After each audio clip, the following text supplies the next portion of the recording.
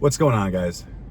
You know, every time it starts to get to this type of June weather, almost July, I get reminded of this one story from my youth, back when I was in high school, so we'll call it around 15, 16. Now, really formative years for someone. Tend to learn a lot about yourself, some of the do's and don'ts.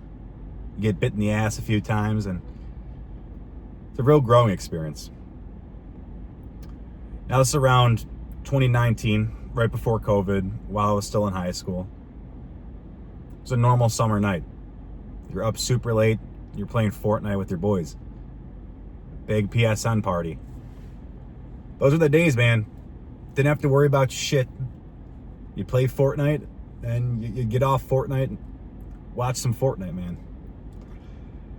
So I was a little bored, obviously getting some Vic Roy's, wondering what I'm gonna do next. Had a full squad, and there was one person who we were friends with. Let's call him Joe. His name's not Joe, obviously, but it's rolls off the tongue nice. So Joe wasn't on with us, so I decided, hey, I'm gonna prank call Joe. That'd be a great use of my time.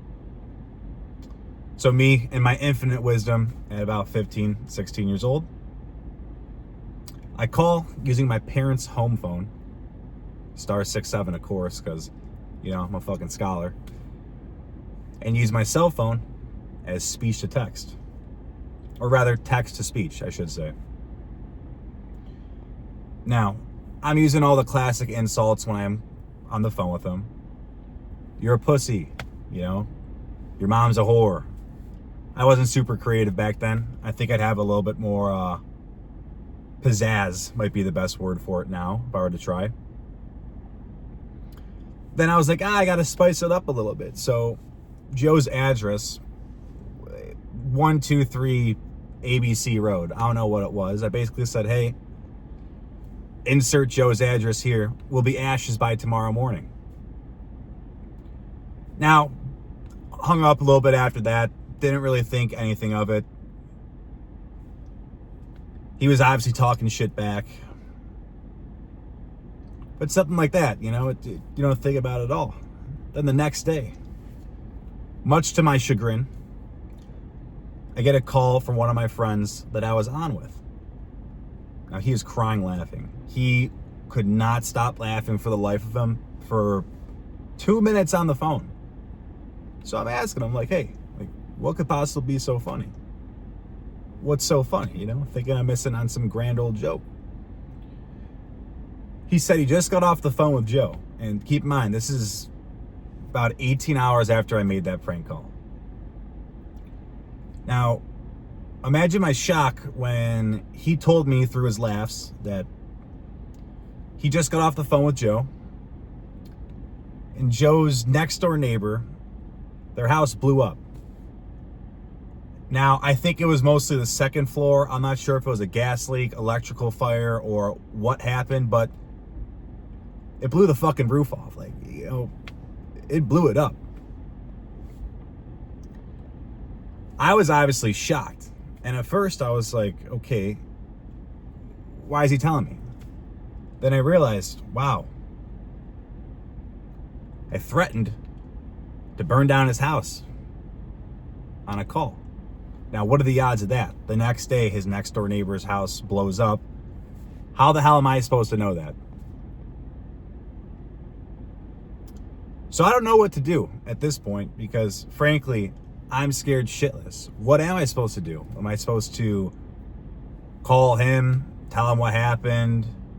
Am I supposed to just ignore it, try and sweep it under the rug? So for a little bit, that's what I did.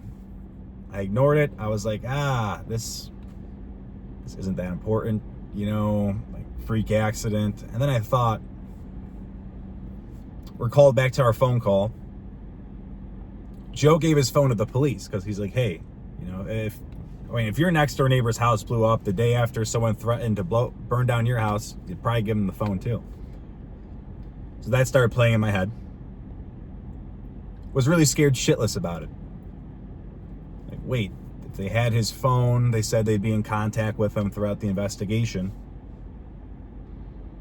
So I call him. I'm like, Joe. He's like, what's going on, man? I'm like, it was me. I was the one who made the prank call. I didn't have anything to do with blowing up your neighbor's house, obviously. Now, he didn't care at all. Why would he care? It wasn't his fucking house. So he was just laughing a bit about it. Like, oh, man, wow, what are the odds? That is insane. I'm going to go tell the detective because the detective left Joe his number. Just let him know it was you. It was a prank. You obviously didn't know what was going to happen. And he'll probably be in contact with you. Now, I was like, all right, like, ooh, wow. You know, that feels really good to make that call and to know that, you know, he doesn't care and he's going to let the detective know. And now, again, summer when you're 15 years old, I didn't have a job until I was 16. So I wasn't working. I was sleeping in. Probably another late night of Fortnite the night before. So to my shock and horror, I get woken up at about 7:45, 8 o'clock. Must have been a Saturday morning because my parents were home. Or Sunday. My dad, he's shaking me like, Austin, you gotta wake up. You gotta wake up. There's like 10 cops here. I'm like, what the hell do you mean? Like, oh, then it finally clicked for me after sitting there for 5 seconds. You know, post wake up, you're not exactly fresh. I'm like, I know what this is about. Don't worry, Dad. So I walk downstairs and look through the front window as I'm walking down the stairs, and lo and behold, a few cop cars there, probably like 4 or 5 cop cars. Now, I didn't take time to really get changed, so I was wearing a wife beater, socks, and Grinch boxers.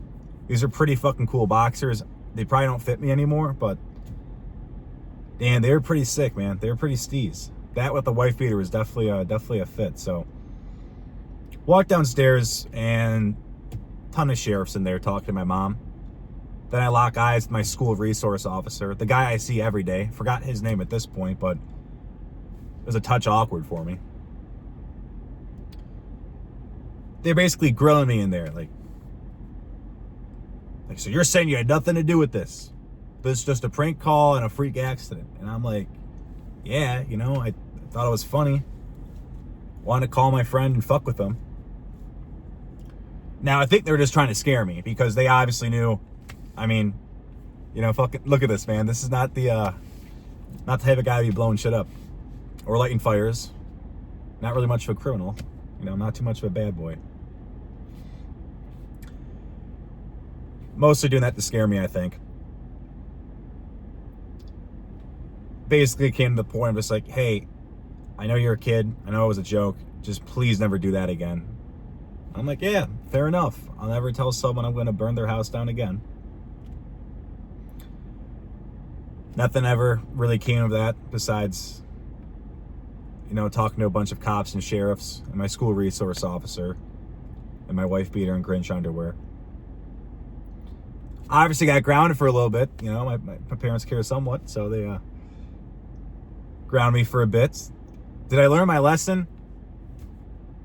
A little bit. You don't really learn much when you're 15, 16 because you think you know everything. Now, have I done that since? No. So I think that's definitely a step in the right direction. But suppose that's a quick story.